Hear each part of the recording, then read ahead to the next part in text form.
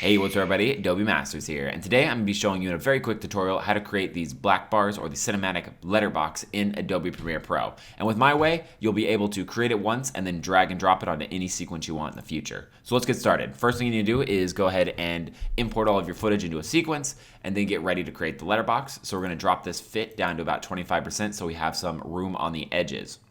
We're then going to go look for a rectangle tool, which is over here, might be hiding behind the pin or the ellipse tool.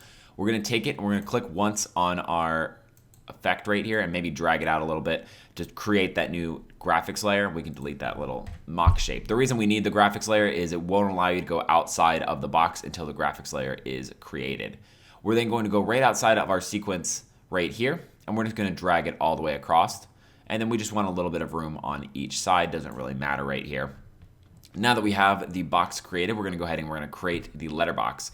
For some guides, I like to just grab the safe margins and then use these lines right here to create my letterbox. You can do the same, or you can just sort of eyeball it.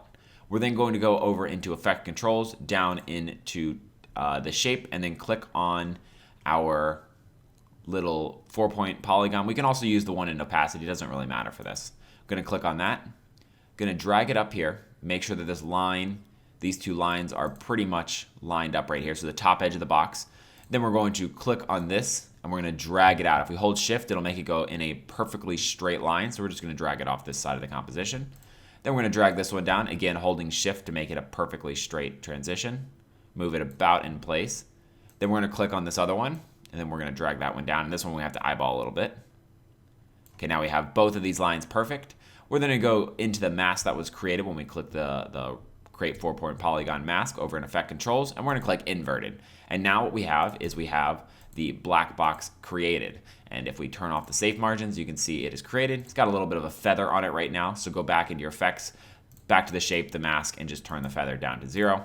And now we have those nice crisp lines. Next thing we can do is, if we want to put it over the entire composition, just drag it to the very beginning, and then you can drag it as long as you need to fill up the entire thing. Now, with this technique, because we created it in a graphics layer, we can right-click on it, hit Export as Motion Graphics Template, and then we can just put black bars or name it whatever we want right here. Send it to the local templates folder, or you can save it into your library, wherever you want to put it.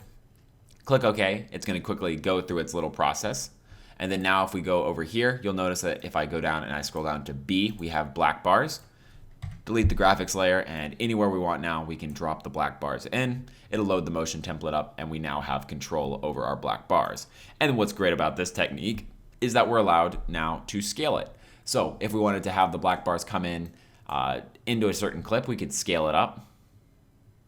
And then all we need to do is start this up, go forward maybe 1 second, and bring it back down to its default. And then now over time we have the black bars. They just slide in right like so. Anyway, that is how you do it. Really quick. You got a lot of options, and it's very fast to keep re-adding them in.